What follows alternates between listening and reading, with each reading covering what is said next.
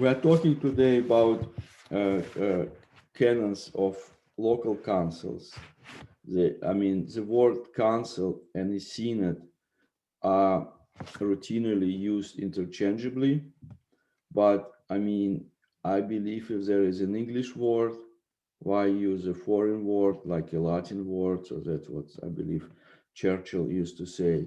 So, and I would use the word council. I don't see a reason, especially when we have synods as executive power delegated from the council to bishops.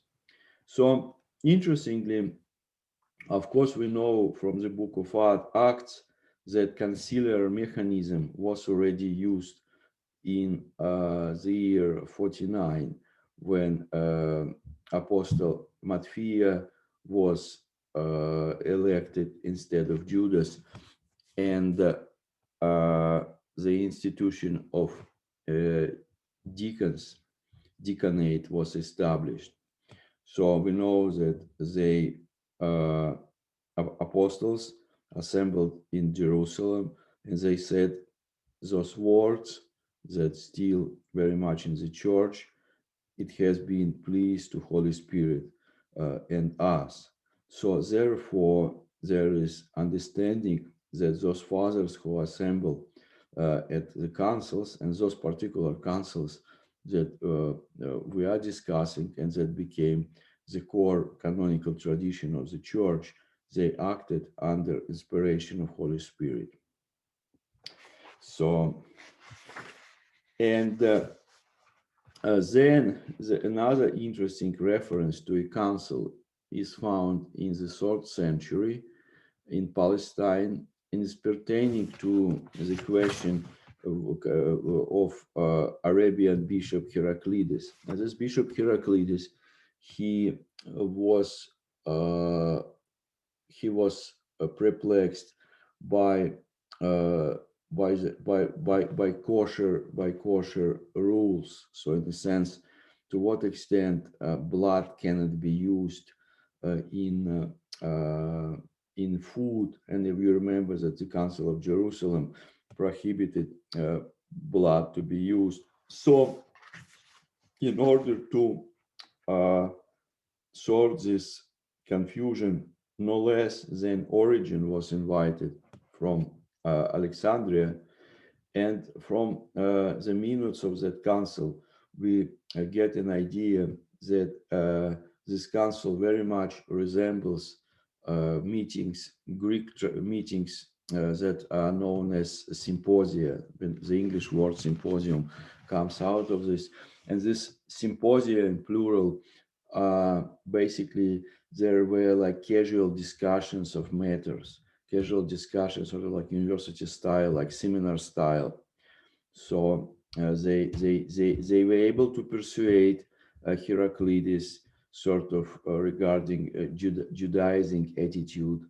So, and kind of the matter was settled. So we see persuasion there.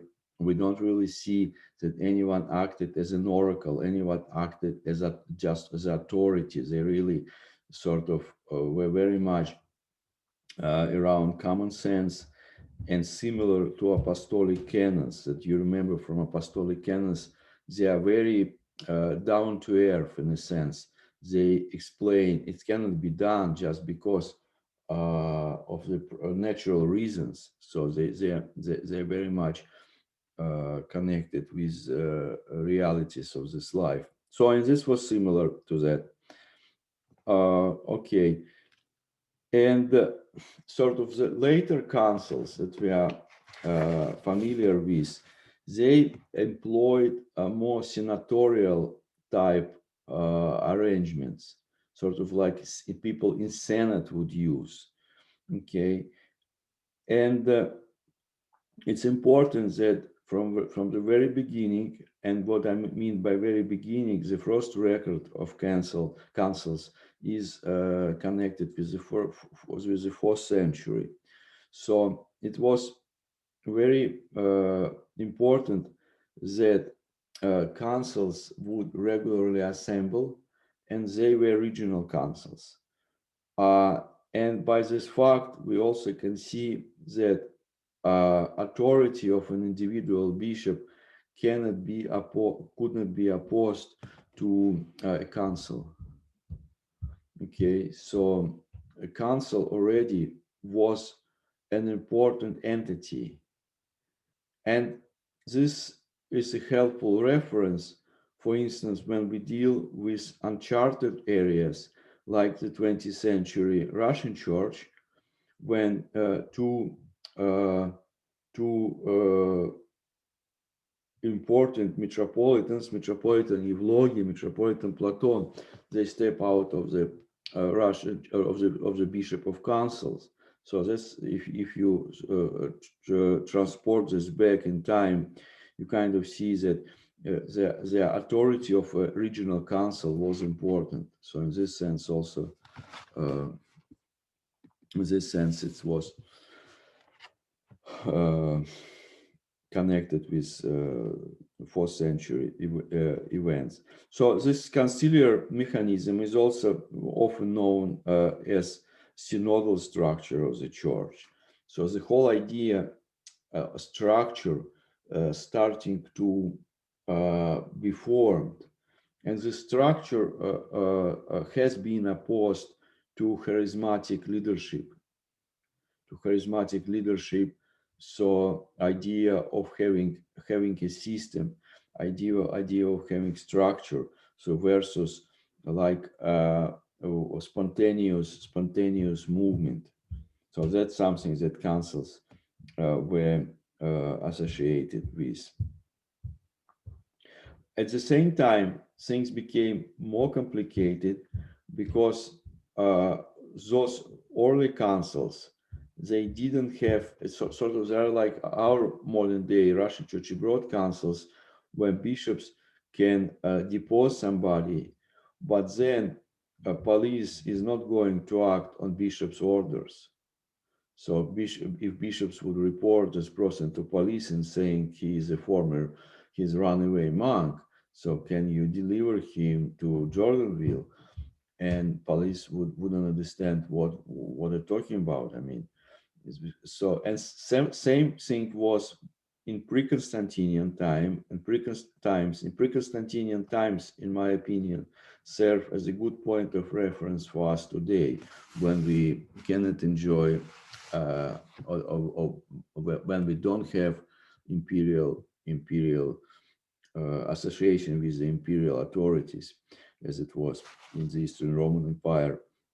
So those things, they started to show up with councils that they represent the system, the church hierarchical system structure, and also a mechanism of reception, because the council is only considered valid with the hindsight of time. Yes, of course, we obey this council and so on, but at the same time, there are many cases, many instances when councils were downgraded or where councils were actually rejected. So if we are talking about councils of like higher authority, then it will be important. Okay. First records that we have about councils connected actually with the land of Spain. And first council is 305, the Council of Elvira, and Elvira is Brother Ivan. Can you identify Elvira? No, I can't, because I believe it's not the major city nowadays. It's Cordoba. It's Cordoba. Oh, okay. It's Cordoba, but I thought someone would retort and say, don't you know that Elvira actually is the south tier of New York State? So everything can be located here. It's interesting regarding this council because it makes us to be philosophical. What do I mean by this? That this council never was rejected, but by our modern standards, because I mean, those fathers, they were Orthodox, but later on, church pronounced different decisions on what they dealt with. For instance, it was against iconographic images. So clergy is supposed to be celibate, right? Even like they prohibited people to be restored, those who lapsed during persecutions. So you can see kind of a lot of points of reference for Donatists or like for iconoclasts there. But I mean, again, those fathers, they were Orthodox, and this council is Orthodox, but this council is not in our canonical collections. So it's a useful point of reference, but it doesn't have any sort of binding authority, those decisions, right? So, but again, it's not dismissed and so on, because church very seldom really pronounce a particular decision on the council. Usually by the fact that those decisions, they are either corrected later in life, or just I mean, it's not a legal sort of stamping process where sort of those things that are not in the use, they are officially discarded.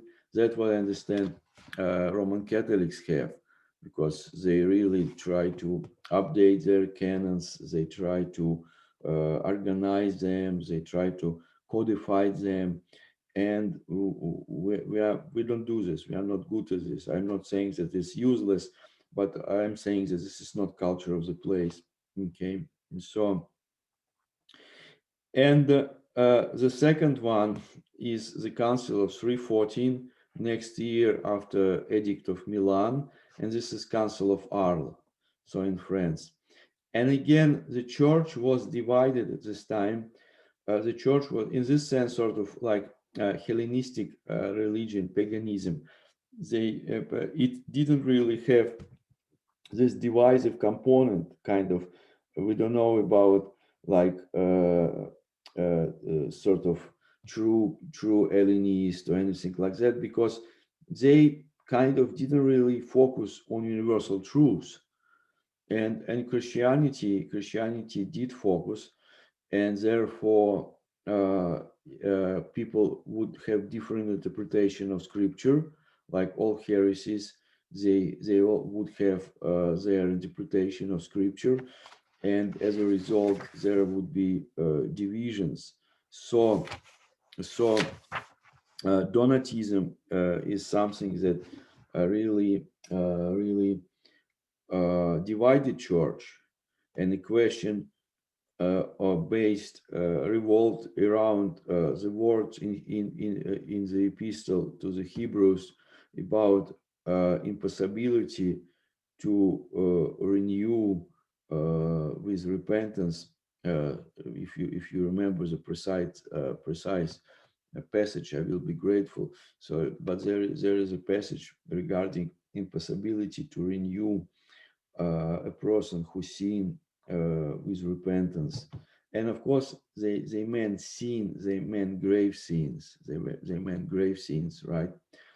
And I was saying that we need to study the historical context of those canons, sort of to nest those canons, to place them in the history of the council.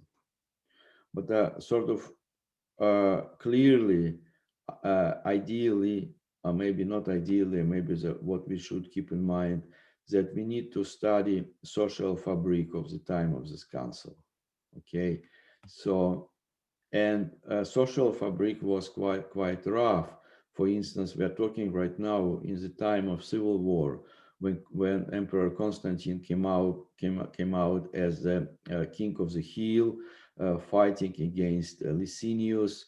Sort of people were killed, slaves were killed.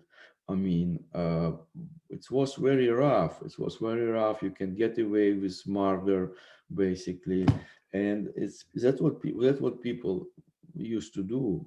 Sort of, it wasn't really to cross a line as for us. I mean, it's really to cross a line. It's something that one of the things that sort of like think of no return. You are not the same once you killed another human being.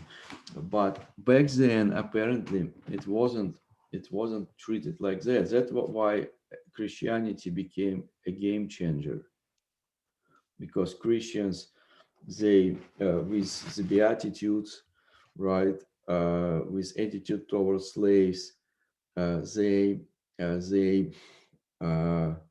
really challenge the existing world, right? And interestingly, similar to Holy Prince Vladimir,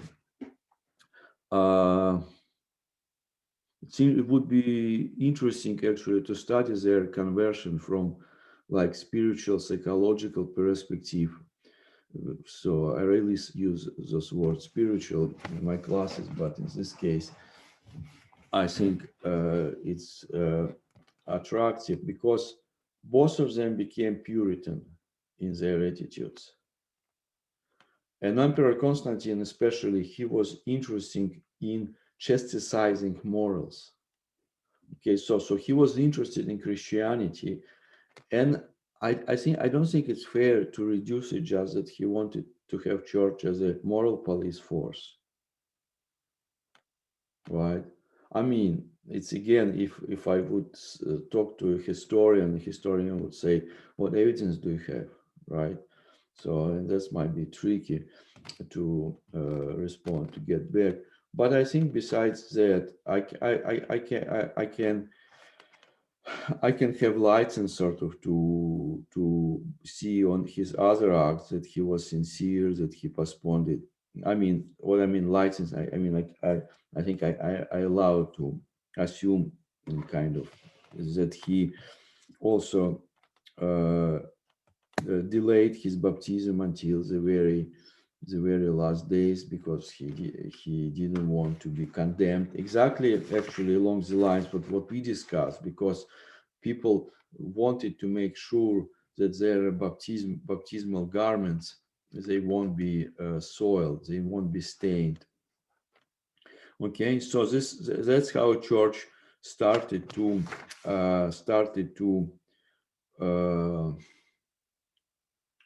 form its structure, infrastructure, and this infrastructure from the very beginning was connected with councils.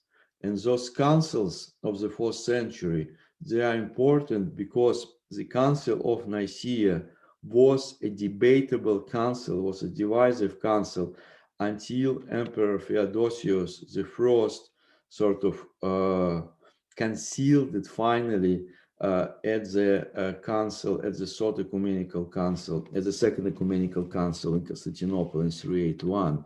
That's why we have Nicaea Constantinopolitan Creed, because that was the council that made Nicaea great, the Council of Nicaea, the one, as we know, something that epitomized, something that is equal with the word of orthodoxy.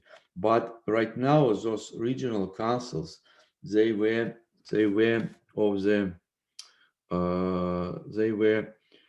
the similar weight class. They were of the similar weight class as the Council of Nicaea, even less divisive councils, right? And it's really hard to, for me, it's hard to imagine how it used to be in the 4th century to be an Orthodox, because I think we are unconsciously project our modern day perceptions too much over our understanding of that time. Like we take many stuff for granted, like a council we take for granted, but it wasn't the whole idea that council would what kind of what was the status of conciliar decisions? Were they binding? Why were they binding? So all those things they were new, kind of back then. And also we are dealing with the core, this heartland of Byzantium. We are dealing with Prague. We are dealing with what is modern day the Republic of Turkey. Okay.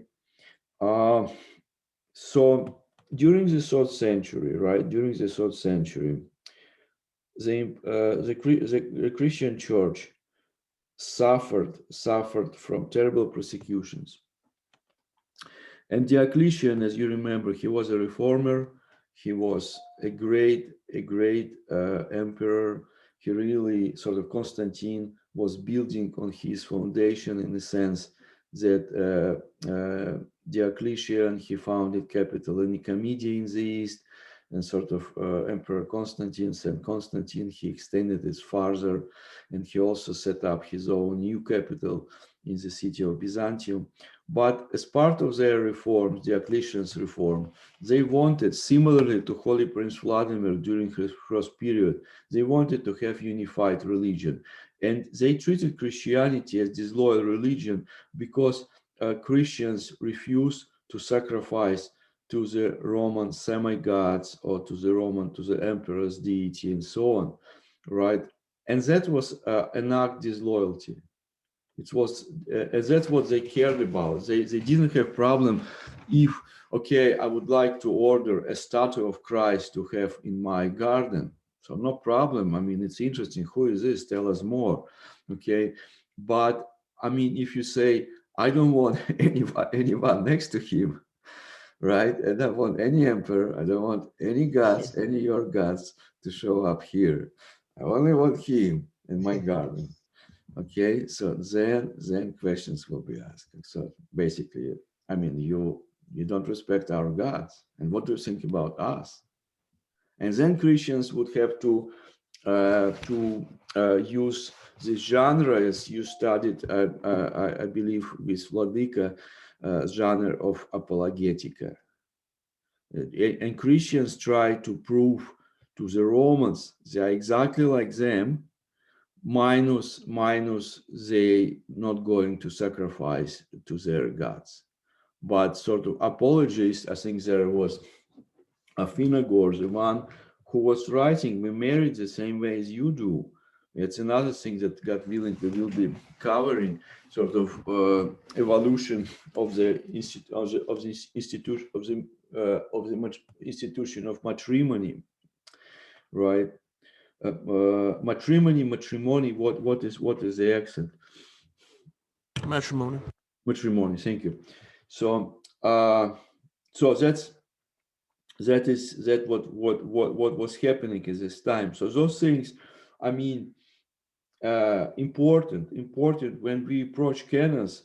I really hope that you are not terrified and not thinking, oh wow, so he really wants us sort of like to really dwell in this. No, I mean, I would like you to just find references and look up. I mean, if you do job, sort of, if you analyze canon, that is obviously not straightforward, maybe, if really this canon is connected with basic Christian morals.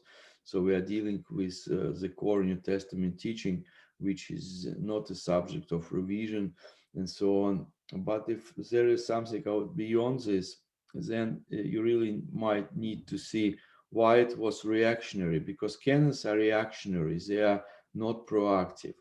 They are reactions against some particular problem, some particular pressing issue. So, and what was, again, on your handouts, right, there is one point that you need to juxtapose your findings with the culture with today's culture. I mean, not even culture, but today's situation, like medieval Russia, and there is a bishop, and there is an account in Novgorod, right, that I'm now retelling you. And the bishop was furious, and he was saying to people, whom did you bring to me to put my hands on to ordain?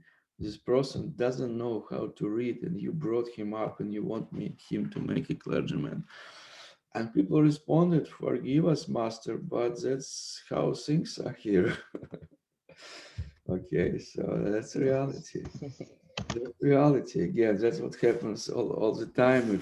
If anyone thinks that it's possible to have greener grass somewhere, all right, but again, I'm afraid it won't be the canonical church. So this is Council of Arlo, dealt with Donatists, right?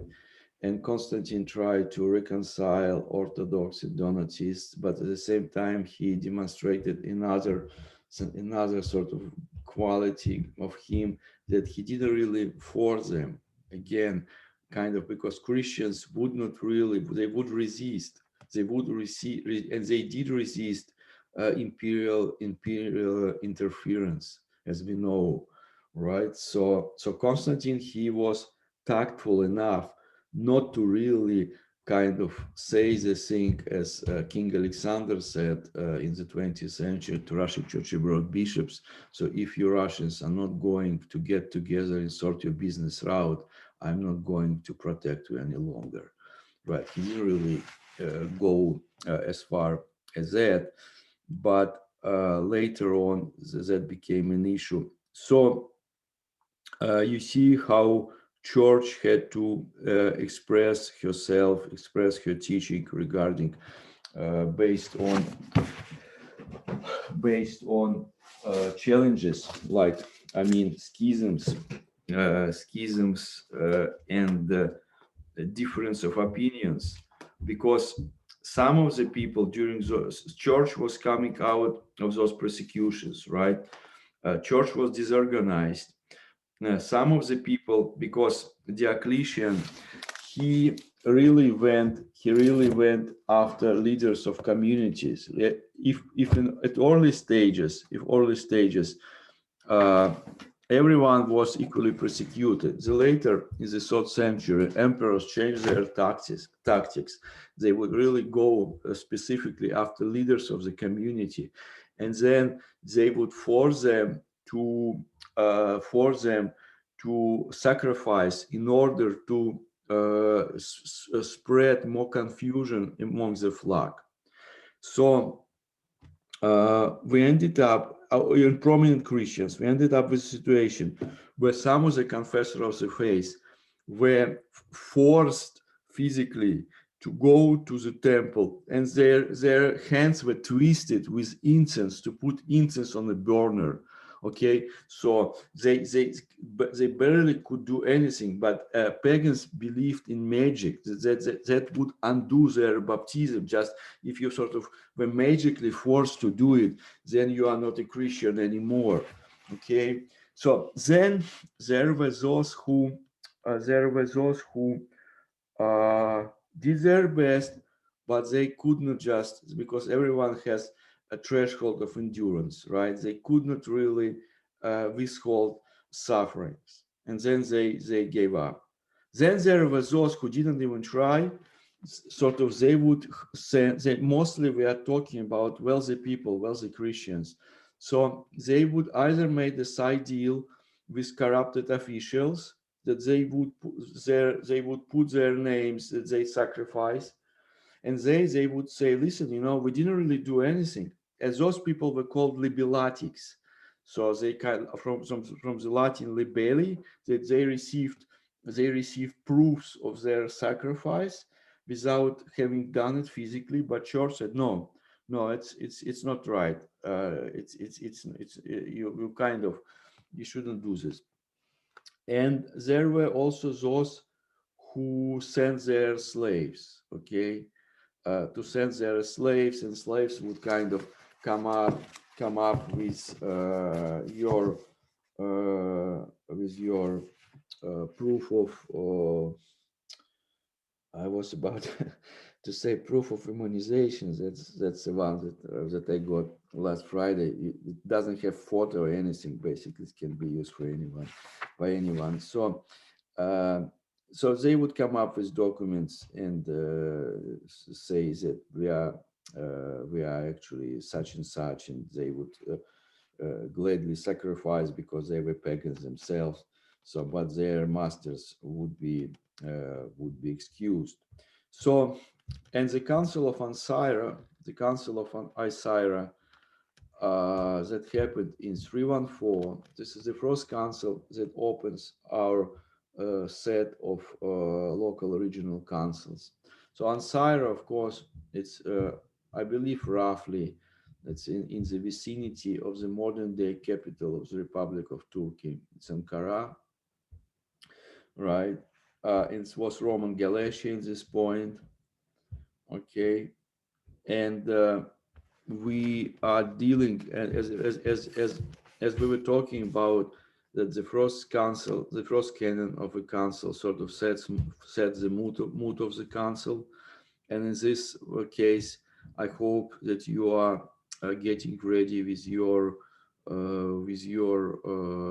canonical collections, and we will be going until 10:20, and then we will have a break, and then we will continue until 11:50.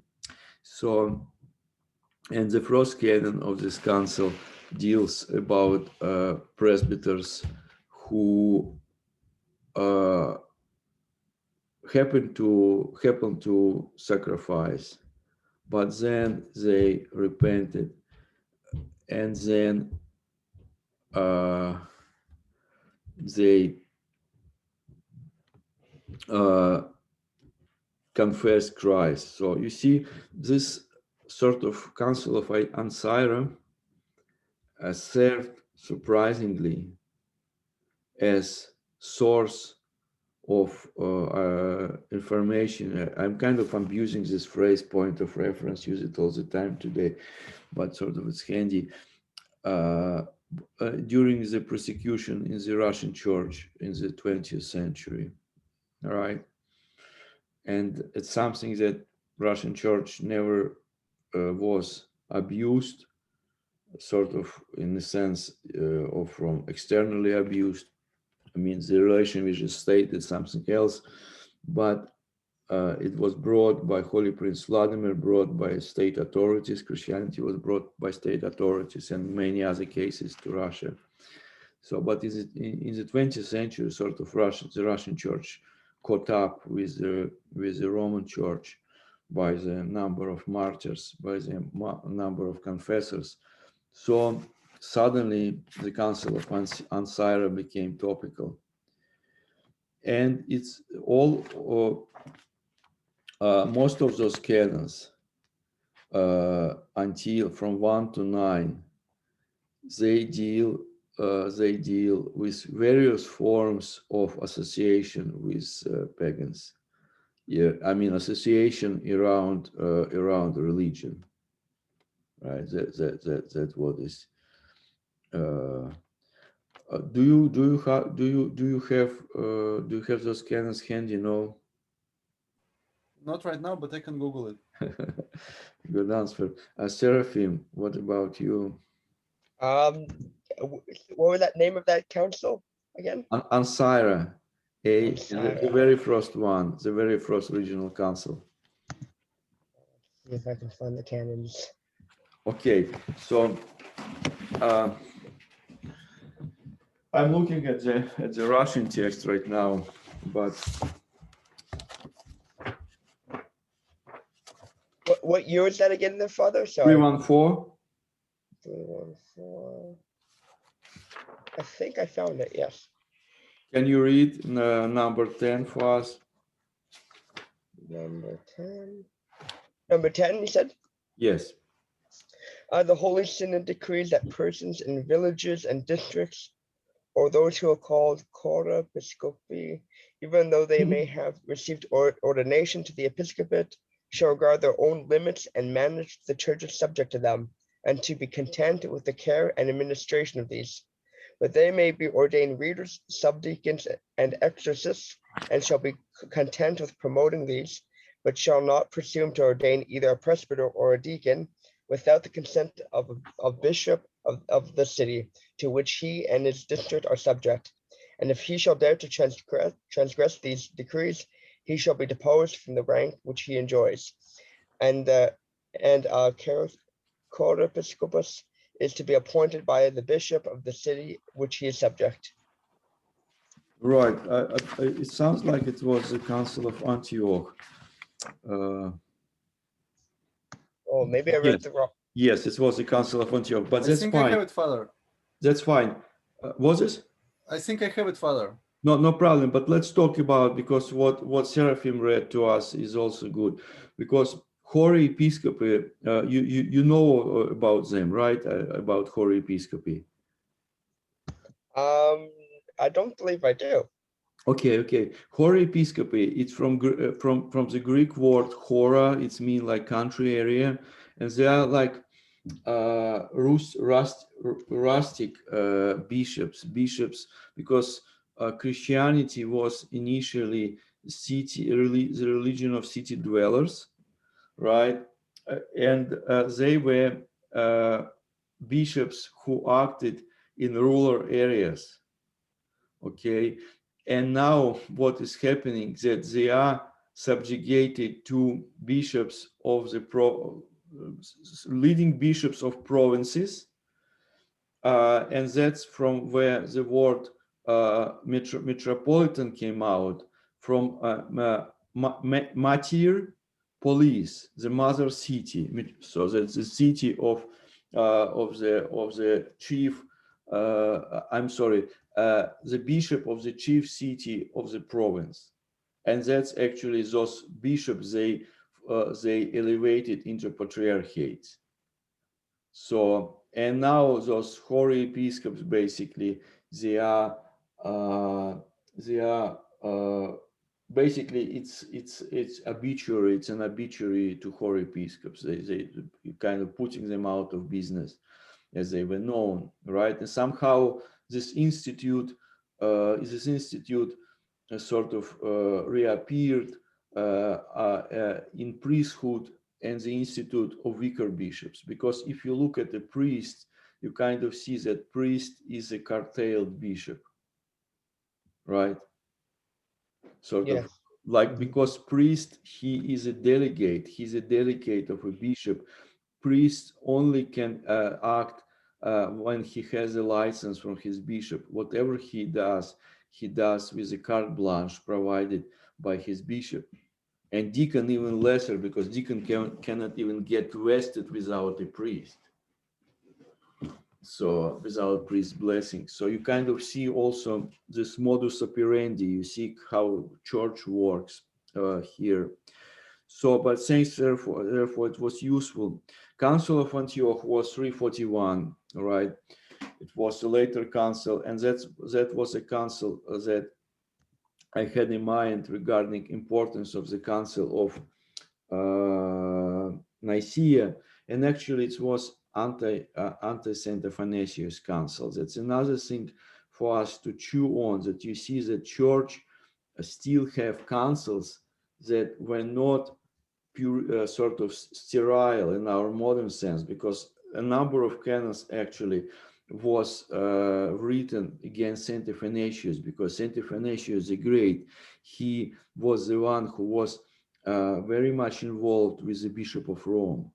And one of the canons of the Council of Antioch specifically proscribes not to get over your local synod's head in touch with somebody else. So that's also gives the idea that some of the things historically connected with the council can be redundant. I mean, can be rejected, but the good things church would keep. Okay, so Brother Ivan Grisnov, you said that you are ready to read number 10, Council of Ancyra, right? Yes, Father. Please go, please read. Okay, number 10. Number 10. As for deacons, is it this one? Who are appointed in spite of their condition, if they gave evidence and insisted that they would have to marry, being unable to remain single, and who thereafter have married, let them stay in service, because they have been allowed to do so by the bishop. But if any of them have kept silent as to this, and have agreed to remain single when ordained, but thereafter entered into marriage, let them be dismissed from the deaconry. Okay, so you see what kind of would be nice, and hopefully what will be done, that those canons, they will be translated, even I mean, in a way that they will be or supplied maybe very basic explanations, because it boils down to that you are going to be ordained, and then you say, I would like to be celibate after my ordination, because it's not really on the surface when you read it. It's a little bit maybe confusing.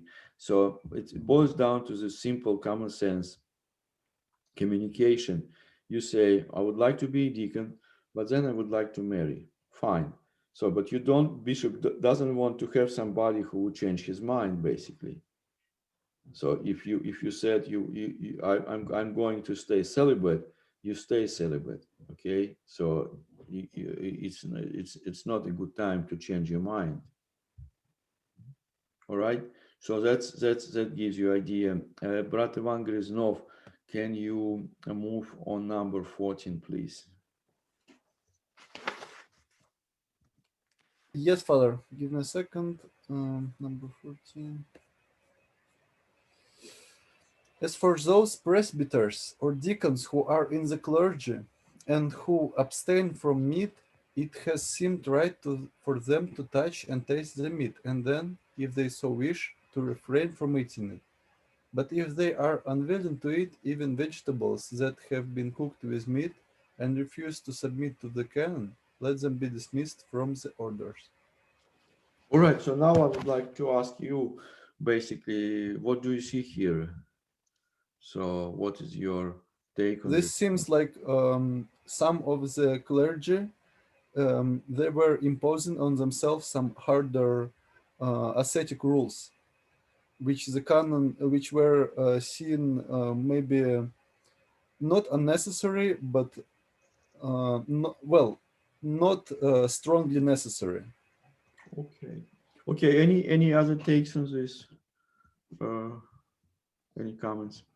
Mhm. No, good. Maybe this was done to prevent the people of, feeding their pride, elevating themselves, because they don't do this. I think so. I think so. That's precisely that. Like, I remember Отец Roman Krasovsky. He was, I mean, I didn't know him when he was a novice, but I remember him saying that when he was a novice, Archimandrite Cyprian took him to Father Joseph's place in Utica. And Father Cyprian, he ate chicken because of his health. So, and then he gave Father Roman, Misha Krasovsky, to eat chicken precisely for same reasons, that he wouldn't really feel, how to say, proud. That it's one thing that you kind of, enjoy yourself and so on. Another thing when you do it because of the obedience. Yeah, and those are important spiritual pearls, spiritual wisdoms that can be found in pieces of wisdom that can be found in canons. Yeah, very true. So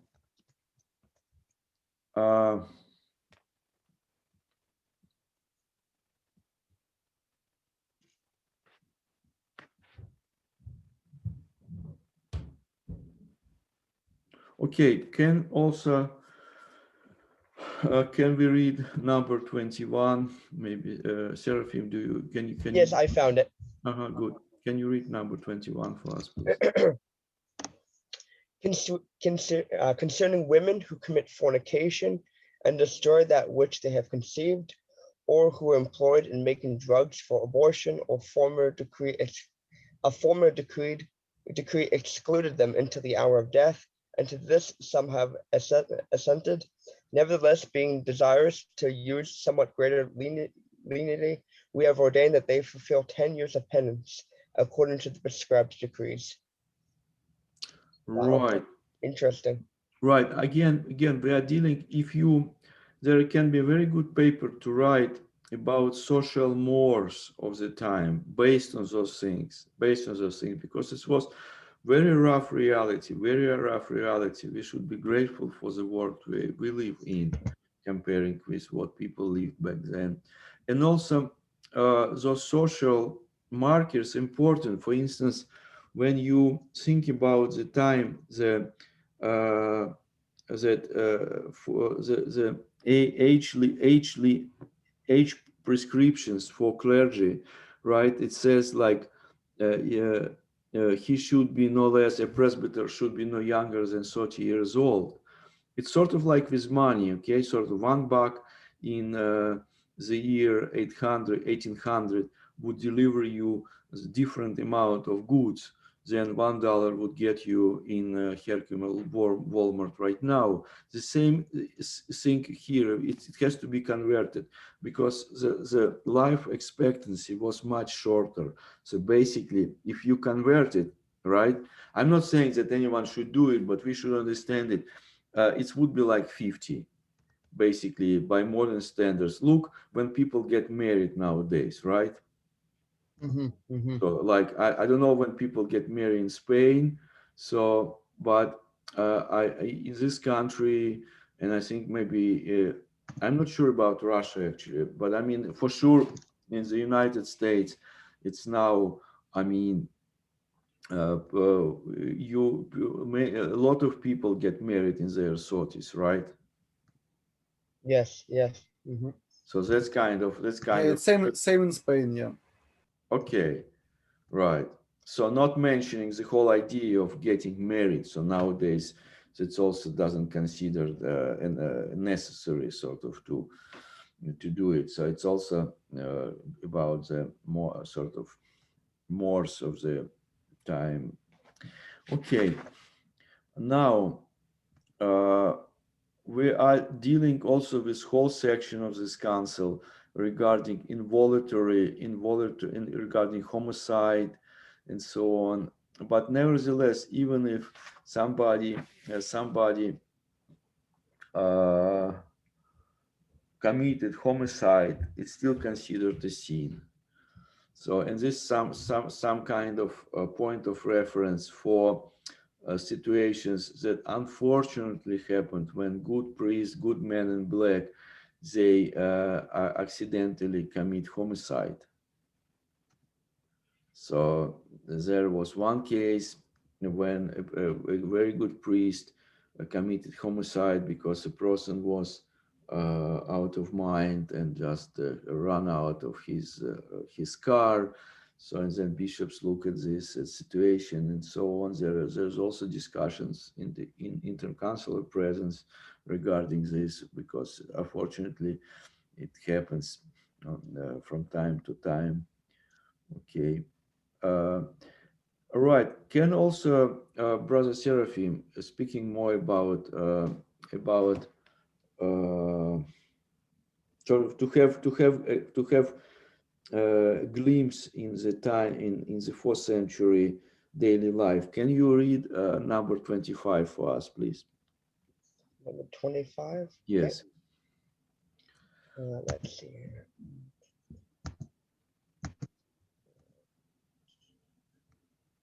Okay. One who had betrothed a maiden corrupted her sister so that she conceived. After that, he married his betrothed, but she who had been corrupted hanged herself.